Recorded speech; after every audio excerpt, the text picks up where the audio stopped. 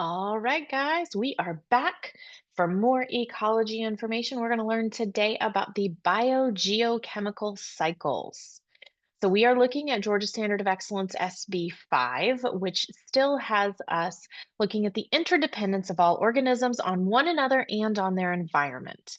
And our goal is to use models to analyze the cycling of matter and flow of energy within ecosystems through the processes of photosynthesis and respiration. So you should be able to already arrange components of a food web according to energy flow, compare the quantity of energy in the steps of an energy pyramid. But then today we're going to talk about the need for cycling of those major biochemical elements, things like carbon, oxygen, nitrogen, phosphorus, and hydrogen. So, our goal is to be able by the end of class today to explain the need for those cycles. Why do we have to have those? So, we've already done those other three goals. So, today we're going to talk about why we need to cycle those elements. So, I want you to think about what elements make up the four macromolecules. So, we've gone over this already in our macromolecules unit, but you should have carbon, hydrogen, and oxygen for carbohydrates. You should also have carbon, hydrogen, and oxygen for our lipids. Proteins are carbon, hydrogen, oxygen, and nitrogen. And nucleic acids are carbon, hydrogen, oxygen, nitrogen, and phosphorus. And all living things have to get these elements somehow. And this is how, what we're going to talk about today, this is how it happens. So let's think about that carbon and oxygen cycle. What do you think about when you think about the carbon and oxygen cycle? We've learned about two processes this year. The first one, if you said photosynthesis, you would be correct. Photosynthesis deals with carbon, hydrogen, and oxygen being moved from place to place. And cellular respiration is the other one of those that we have already talked about this year. So we're going to talk about more in depth, specifically, how do the elements move between these cycles? So with the carbon cycle, we start with carbon dioxide in the atmosphere, and it is used in the process of photosynthesis to form glucose and oxygen. So we create sugar and oxygen. So that is what happens in this process right here, going from the atmosphere into the plant. It's used to create glucose and oxygen, which the animals then eat. And that glucose and oxygen then are used during cellular respiration, and they give off carbon dioxide to return to the atmosphere as a gas. Carbon also returns to the atmosphere when fossil fuels are burned. So when we have vehicles that are running and fossil fuels are burning for those vehicles, that's another example of um, carbon getting back into the atmosphere.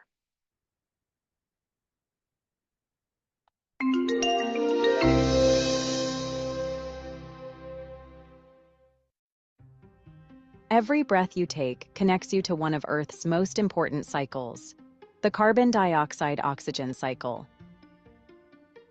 It's like our planet has its own breathing system, and it's happening all around us, every single day. Here's how it works. Humans and all land animals breathe in oxygen and breathe out carbon dioxide into the air. The same thing occurs for marine animals, like fish. But this exchange of gases occurs in water. But where does all that fresh oxygen come from? And what happens to all the carbon dioxide we release? The answer is photosynthesis, nature's amazing recycling system. On land, plants are like oxygen factories. Using the sunlight's energy, they take in the carbon dioxide that animals breathe out. Combine it with water from the soil to create glucose, basically plant sugar that feeds them. The incredible part? As they make their food, they release oxygen as a bonus gift to the rest of us.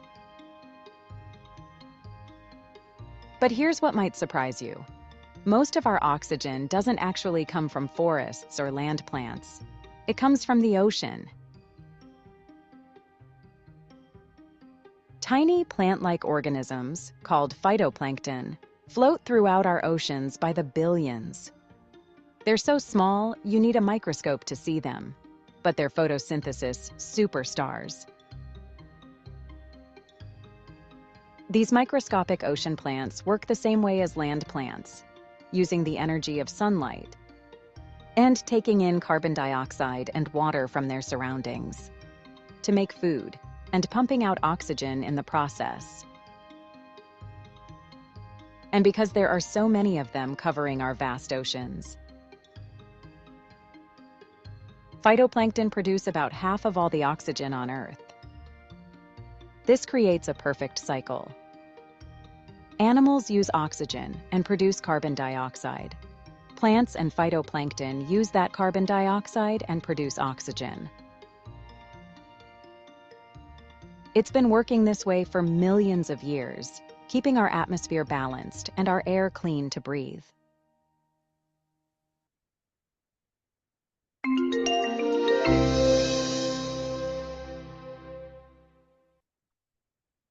Okay, so that is our carbon and oxygen cycle. We also happen to have another gas in our atmosphere, and that actually happens to be the most predominant gas in Earth's atmosphere. It's nitrogen.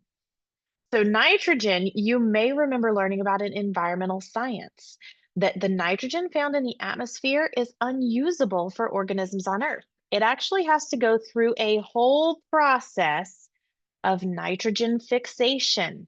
So, there's two ways for nitrogen to become usable there's lightning, and then there's nitrogen fixation with bacteria. Plants use nitrogen compounds, once it's been fixed into a usable form, to make proteins and nucleic acids, which then get passed on to the herbivores when the herbivores eat the plants, because they then are able to convert the plant proteins into animal proteins and animal nucleic acids. And organisms return nitrogen to the atmosphere through the process of decaying. So we're going to take a closer look. I've got an image and a video for us. So here in our image, you can see that if we start with atmospheric nitrogen, we bring it down here into the soil, it has to meet up, no matter which pathway we take, with nitrogen fixing bacteria, because that nitrogen fixing bacteria has to change it into something that the organisms can use. After it becomes fixed into a form that organisms can use, they use it, it gets eaten by the animals, the plants get eaten by the animals, and then they die and decompose, or the plants die and decompose. Once it decomposes, it eventually ends up being denitrified and going back into the atmosphere so the cycle can start all over. So it's a big cyclical process that has to do with using these bacteria to fix it and then going through the process of being produced in plants. The plants are eaten by animals. The animals or the plants die off, and decomposing has to happen. And once it decomposes, then it returns back to its original atmospheric nitrogen state and it goes back into the atmosphere. Because the Earth is finite, matter has to be reused and recycled over and over again.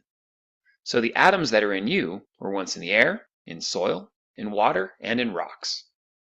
These atoms have also been used by countless other living things, from dinosaurs to broccoli plants to Abraham Lincoln. And after they leave you, they will become part of other living things or of the environment. This recycling of matter is known as a nutrient cycle, and there are several different nutrient cycles for different elements. Today we will focus on the nitrogen cycle, the process by which the element nitrogen moves around in ecosystems. The nitrogen cycle is crucial for all life on Earth because nitrogen is needed to make some of the most important molecules for life, including DNA, RNA, and proteins that are needed by all living things. Without nitrogen, there would be, literally, no life as we know it. So it's important to understand at least a little bit about how the nitrogen cycle works, right? So let's get into it. Nitrogen gas, N2, makes up about 78% of our atmosphere. You breathe it in and out all the time. In fact, you're doing it right now. The problem with N2 is that you can't use it to make any of the cool molecules we just discussed. The 3 bonds between the nitrogen atoms in N2 make it very hard to break apart, so you can't do any reactions to make DNA or RNA or proteins or anything else. The nitrogen atoms are essentially superglued together. Luckily, there are certain bacteria that can break the triple bond of nitrogen gas to make something that organisms can use.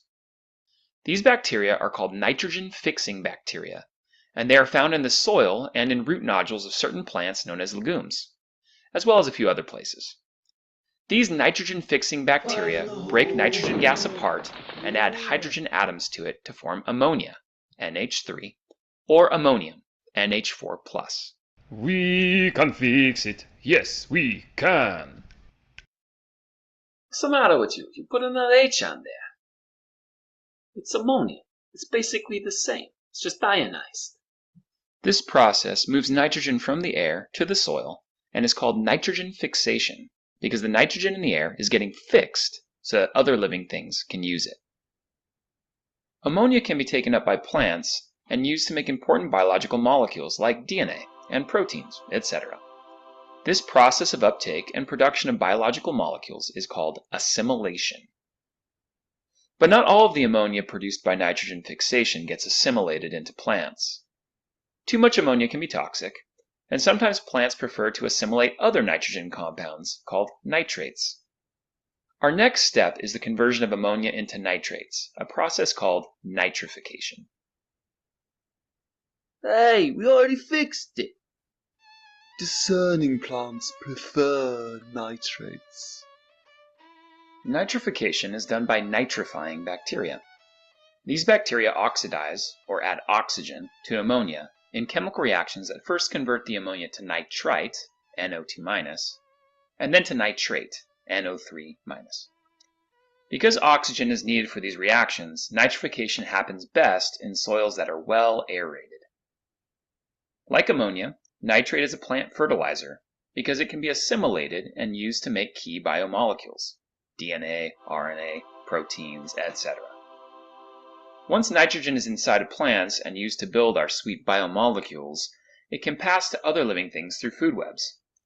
When an animal eats the plant, the nitrogen-containing compounds in the plant move to the animal. When that animal gets eaten, nitrogen moves to its predator, and so on. Eventually, all living things die and decompose.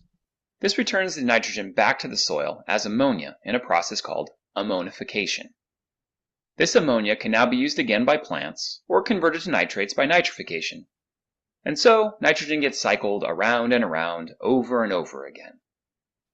But we are still missing one key part of our cycle. In order to have a complete cycle, nitrogen gas needs to get back into the air. This is done by denitrifying bacteria and is called denitrification. During denitrification, bacteria convert nitrates, NO3-, into nitrogen gas, N2. Denitrification happens best in low oxygen environments, like waterlogged soils, and it reduces the fertility of the soil. This is one reason why it's harmful to overwater plants. So now we've completed the entire nitrogen cycle, since we're back at our starting point of nitrogen gas in the atmosphere. Let's do a quick review. First, nitrogen fixation fixes nitrogen gas to make ammonia. This ammonia can be assimilated into plants or go through nitrification to make nitrates. Nitrates can also be assimilated by plants or undergo denitrification and be converted back into nitrogen gas. Also, nitrogen moves through food webs and is transferred whenever one organism eats another. When these organisms die, they get decomposed and their nitrogen becomes ammonia again via ammonification. And there you have it, the nitrogen cycle. Now, to review and practice the nitrogen cycle, play the interactive game for free. All right, you guys. Next up, we're going to talk about the phosphorus cycle. Phosphorus is an essential nutrient for living organisms. It's a building block of nucleic acids like DNA and of phospholipids that form our cell membranes. It's also essential for plant growth. Welcome to Moo Moo Math and Science and the phosphorus cycle. In the natural world, phosphorus is never encountered in its pure form, but only as phosphates, which consist of a phosphorus atom bonded to 4 oxygen atoms. Phosphate compounds are found in sedimentary rocks, and as the rocks weather and wear down over long time periods, the phosphorus they contain slowly leaches into the surface water and soils. Volcanic ash and fertilizer can also be significant phosphate sources.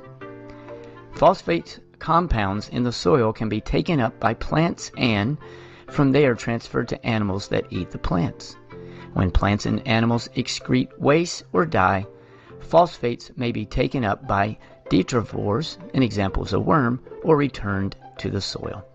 Phosphorus-containing compounds may also be carried in surface runoff to rivers, lakes, and oceans, where they are taken up by aquatic organisms like phytoplankton. When phosphorus-containing compounds from the bodies or wastes of marine organisms sink to the floor of the ocean, they form new sedimentary layers. Over long periods of time, phosphorus-containing sedimentary rock may be moved from the ocean to the land, and then the cycle repeats. However, this process is very slow.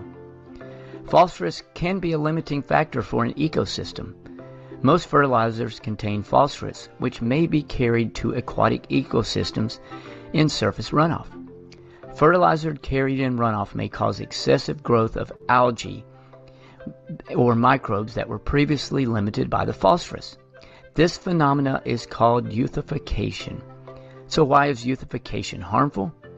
When all the excess algae die and are decomposed by microbes, large amounts of oxygen are used up as their bodies are broken down. This increase in oxygen usage can sharply lower dissolved oxygen levels in the water and may lead to death of aquatic organisms. Regions of lakes and oceans that are depleted of oxygen due to a nutrient influx are called dead zones. Fertilizer runoff from the Mississippi River Basin created a dead zone of over 8,000 square miles off the coast of Mexico.